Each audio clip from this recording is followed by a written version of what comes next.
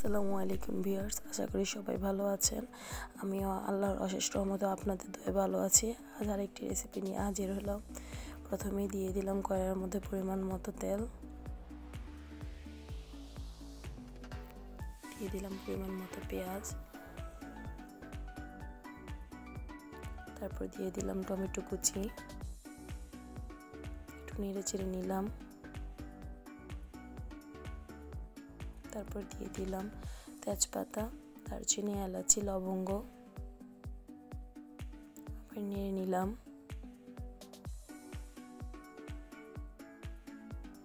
তারপর দিয়ে দিলাম পরিমাণ মতো জিরা বাটা, রসুন বাটা,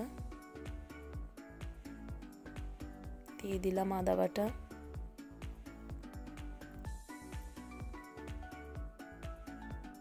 দিয়ে দিলাম মরিচের গুঁড়ো, হলুদের গুঁড়ো, পরিমাণ মতো লবণ,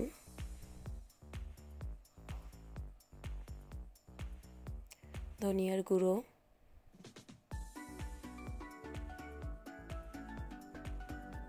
দিয়ে দিলাম গোলমরিচের গুঁড়ো।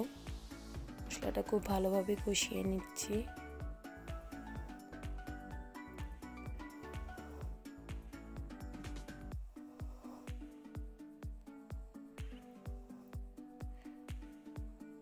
যখন মশলায় তেল ভেসে উঠলো, তখন আগে থেকে ধুয়ে রাখা ব্রয়লার মুরগির মাংসগুলো দিয়ে দিলাম।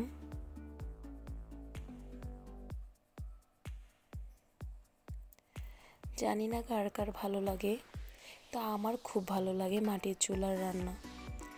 গ্যাসের চুলার চেয়ে মাটির চুলার রান্না আমার কাছে খুবই মজাদার লাগে।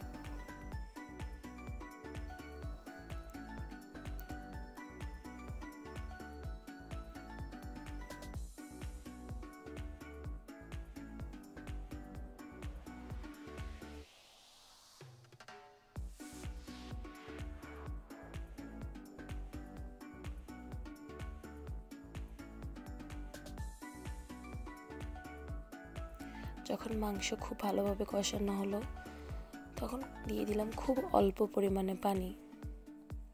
এই রান্নাটাতে খুবই অল্প পরিমাণ পানির প্রয়োজন হয়।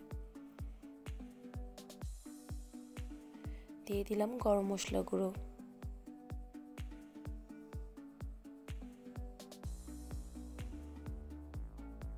একটু সুন্দর স্মেল আসার জন্য দিয়ে দিলাম ধনেপাতা কুচি।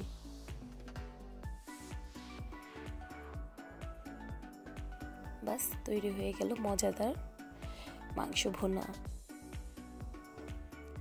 সবাই আমার জন্য দোয়া করবেন। আজ এইটুকুই।